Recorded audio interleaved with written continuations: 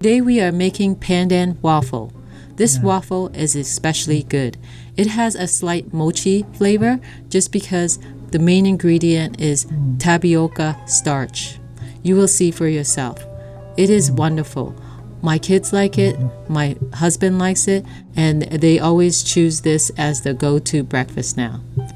The batter can also be placed in the fridge for a whole week, so you can make the waffle throughout the week. In addition, you can make the waffle ahead of time and freeze it so the kids can take it out from the freezer in the morning, put it in the toaster, and have it for breakfast. Now I'll go through step by step on how to make this waffle. The ingredients you'll need for the Pandan waffle recipes are as follows. You need the tapioca starch, you need the rice flour, coconut cream, some vegetable oils. You can use pandan extract or pandan powder. I like using this pandan powder in this recipe just because there's no preservative and everything is all natural. Oh, and just to note that pandan is an excellent source of vitamin and antioxidants. So yeah, this is actually really healthy. Instead of using green food coloring, Asians usually use this to make the food green. We're going to have all-purpose flour, and we're going to have some sugar. We're going to use our measuring cups and spoons. We have 2 bowls for our batter. We're going to have some water in the recipe, and we're going to need 3 eggs. And we're going to have our whisk for mixing. I also use this to fold the batter together, okay? This is how I mix the batter so it doesn't get overmixed. Okay, so let's start with step 1. Step 1, what I usually do is I get a bowl or anything like that, and then I mix the pandan powder with half a cup of water. So I usually use 4 teaspoons of pandan powder.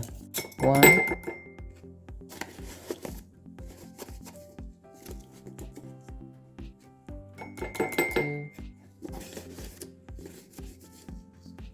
3, 4.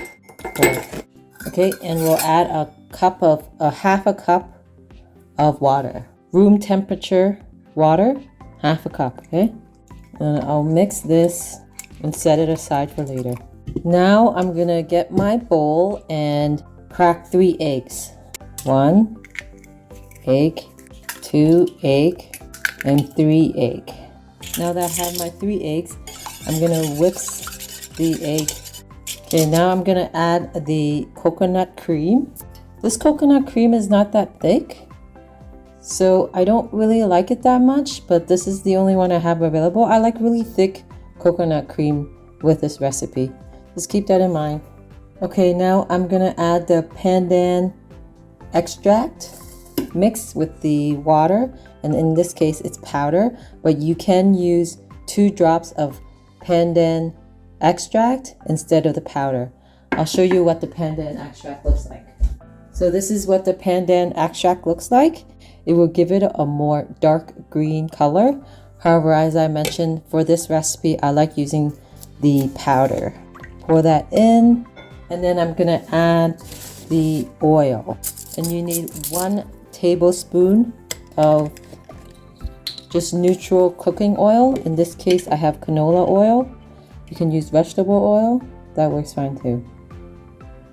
Okay, 1 tablespoon of oil, cooking oil. Okay, so I have that. I'm going to mix it together gently. See, it's like pretty mixed. Usually when I use a thick coconut cream, it's harder to mix together. But this coconut cream, for some reason, it's really watery. But yeah, so just imagine if you had a thicker coconut cream, it would be a lot harder to blend it together. And trust me, the thicker coconut cream tastes way better. Okay, now we're going to do the dry ingredients. So I'm going to move this aside. I'm going to take my other bowl here. This bowl has a lid, and I'm using this bowl because later I'm going to store the the batter in this container. So I might as well just use this for the dry ingredients. Okay, now for the dry ingredients. I'm going to take my tapioca starch and I'm going to have 2 cups of this. Okay, we're going to measure 2 cups. So here I have my measuring cup. And remember when I mentioned when you measure these ingredients, especially for baking, you have to level the ingredient to the measuring cup. This is 1 cup. And this is 2 cups. Now I'm going to get the one that is half a cup. I just dried it because there was some water in it from the pandan extract. Half a cup mixture that we did. Okay, we're going to get some rice flour. I'm going to use this one that's already open. So half a cup of rice flour. And then a half a cup of all-purpose flour. Okay, and again, it's leveled to the measuring cup. Okay, so we got half a cup of flour in there. And now we're going to go back to our 1 cup, measuring cup, and measure the sugar. Okay, so this is 1 cup of sugar, white sugar. I forgot to mention when I was listing all the ingredients that you also need baking powder and salt. So here's salt. Okay, so we're going to use 2 teaspoons of baking powder. That's 1 teaspoon of baking powder. 2 teaspoons of baking powder. We're going to have 1/4 of a teaspoon salt. Okay, I just leveled the salt and then some of it went in the mixture already, so I did a little bit less than leveled. Okay, so that is the dry ingredient part. I'm just gonna mix the dry ingredients. And this you don't really need, but I'm just gonna use it today anyways because I have it handy. But it helps with breaking the flour or the starch and the rice flour and the all-purpose flour apart, and it's easier to mix.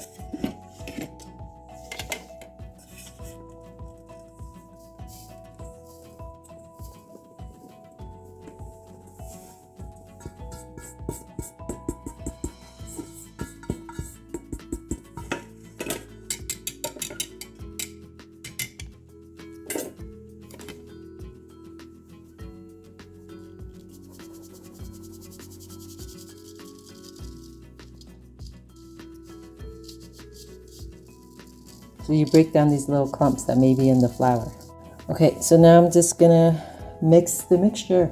You can mix the batter with an electrical mixer if you want, but just make sure you put it in very low settings and you don't mix it a lot. Just do it real quick. But in this case, I'm just doing it by hand because there's not that much mixing and it's not gonna hurt my hands. See, the mixture is mixing really good. And in this case, you don't really have to mix it that well. Like you want it kind of clumpy, especially if you have the thick coconut cream. Okay, so I think that looks pretty good. It's okay if this is a little bit clumpy because you're gonna set this in the fridge for an hour, or you can let it rest just outside if you're gonna cook it right away after an hour. But if you leave it in the fridge, then make sure it's sealed with this lid here. And this waffle actually tastes better when the batter is in the fridge overnight. Now what I do as my secret recipe to adding protein to the diet of my 2 growing sons and my husband, I actually add this protein mix in the mixture. Yeah, I add this. I think we can add any type of protein, but this is the one that my husband bought, so I just literally add it into the mix. And I'll show you what I do. Okay, here's the bowl.